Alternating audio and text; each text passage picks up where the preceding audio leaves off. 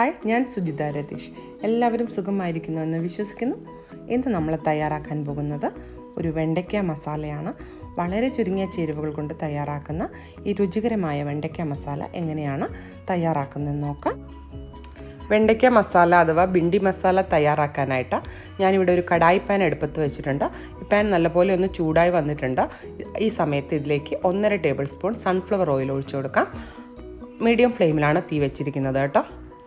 ഈ ഓയിൽ ഒന്ന് ചൂടായി വരുമ്പോൾ നമുക്കിതിലേക്ക് ഒരു 250 ഗ്രാം വെണ്ടയ്ക്ക ഇതുപോലെ കുറച്ച് വലിപ്പമുള്ള കഷ്ണങ്ങളാക്കി അരിഞ്ഞെടുത്തത് ചേർത്ത് കൊടുക്കാം. ഒരു ചെറിയ വെണ്ടയ്ക്കയാണെങ്കിൽ 2 പീസ്, കുറച്ച് വലിപ്പമുള്ളതാണെങ്കിൽ 3 പീസ്, അത്രയും മതി കേട്ടോ. നന്നായിട്ട് കഴുകി തുടച്ചതിന് ശേഷം വേണം ഇത് കട്ട് ചെയ്തെടുക്കാൻ. ഇത് നമുക്ക് ഈ ഓയിലിലേക്ക് ചേർത്ത് ചെറുതായൊന്ന് ഫ്രൈ ചെയ്തെടുക്കാം. ആവശ്യത്തിന് ഉപ്പും ചേർത്ത് കൊടുത്തോളൂ. ഈ വെണ്ടയ്ക്കയിൽ നല്ല കൊഴുപ്പുണ്ടാവും. അപ്പോൾ നമ്മൾ ജസ്റ്റ് ഒന്ന് ഫ്രൈ ചെയ്തെടുക്കുമ്പോൾ ആ കൊഴുപ്പ് കുറഞ്ഞ് കിട്ടുകയും ചെയ്യും. വെണ്ടയ്ക്കയ്ക്ക് നല്ലൊരു ടേസ്റ്റും വരും. നമ്മൾ സാമ്പാറിലൊക്കെ ചേർക്കുമ്പോൾ ഫ്രൈ ചെയ്യുമല്ലോ, അതുപോലെ സ്ലൈറ്റ്ലി ഒന്ന് ഫ്രൈ ചെയ്താൽ മതി, ഡീപ്പ് ഫ്രൈ ഒന്നും ആവണ്ട. വെണ്ടയ്ക്ക അത്യാവശ്യം ഒന്ന് ഫ്രൈ ആയിട്ടുണ്ട്. നമുക്കിതൊരു ബൗളിലേക്ക് മാറ്റി സൈഡിലേക്ക് മാറ്റി വയ്ക്കാം. ഒരുപാടൊന്നും ഫ്രൈ ആവണ്ട, സ്ലൈറ്റ്ലി ഒന്ന് ഫ്രൈ ആയാൽ മതി. ഇനി ഇതേ പാനിൽ തന്നെ നമുക്ക് ഒരു 1.5 ടേബിൾ സ്പൂൺ സൺഫ്ലവർ ഓയിൽ കൂടി ഒഴിച്ചു കൊടുക്കാം.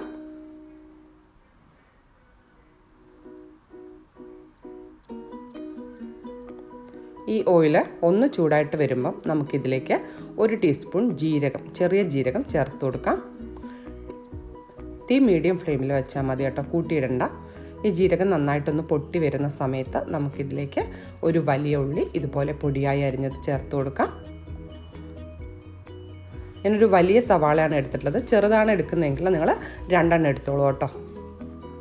ഇത് നല്ലപോലെ സോഫ്റ്റ് ആകുന്നവരെ ഒന്ന് വഴറ്റിയെടുക്കാം.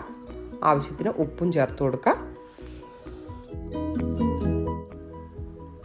വലിയ ഉള്ളി അത്യാവശ്യം ഒന്ന് വഴന്ന് വരുന്ന സമയത്ത് നമുക്ക് മറ്റു ചേരുവകൾ ചേർത്ത് കൊടുക്കാം. വല്ലാതെ ഗോൾഡനൊന്നും ആവണ്ട, അത്യാവശ്യം നല്ലതായിട്ട് ഒന്ന് വഴന്ന് വന്നാൽ മതി കേട്ടോ.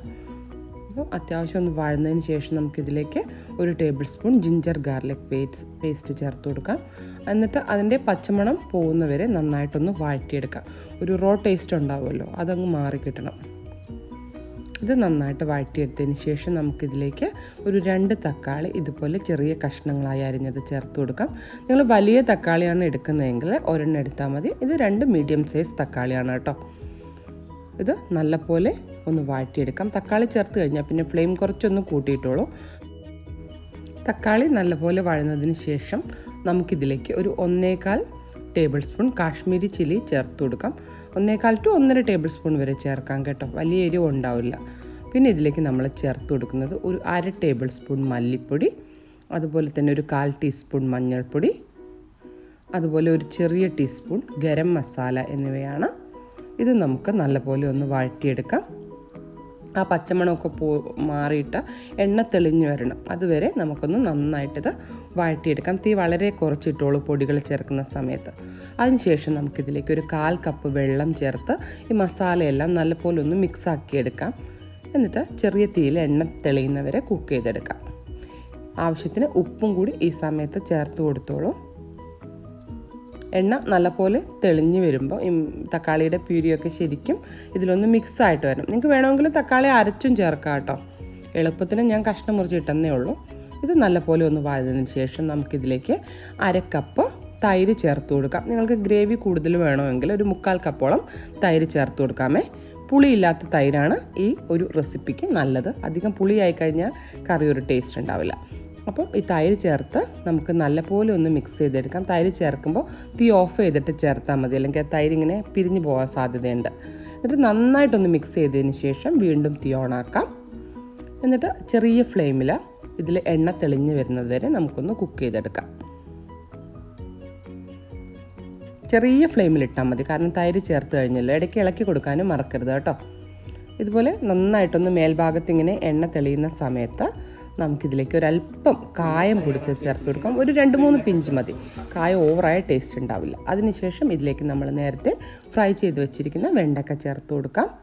എന്നിട്ട് ചെറുതായിട്ടൊന്ന് മിക്സ് ചെയ്ത് അടച്ച് വെച്ച് ഒരു 3 മിനിറ്റ് നമുക്കിത് കുക്ക് ചെയ്തെടുക്കാം. മീഡിയം ഫ്ലെയിമിൽ വെച്ചാൽ മതി. അപ്പോൾ അപ്പോൾ വെണ്ടയ്ക്ക മസാല റെഡി ആയിട്ടുണ്ട്. കറക്റ്റ് 3 മിനിറ്റേ എടുത്തുള്ളൂ.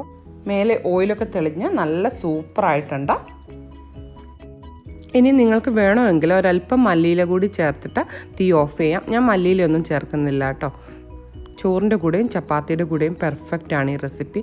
എസ്പെഷ്യലി നമ്മുടെ പൊന്നി റൈസിൻ്റെ കൂടെയൊക്കെ നല്ല ടേസ്റ്റാണ് കഴിക്കാൻ. അതുപോലെ ചപ്പാത്തിക്ക് നല്ലൊരു സൈഡ് ഡിഷാണ്. എല്ലാവരും ട്രൈ ചെയ്ത് നോക്കുക. വീണ്ടും നല്ല ഒരു റെസിപ്പിയുമായിട്ട് കാണുന്നവരേക്കും ബൈ ബൈ.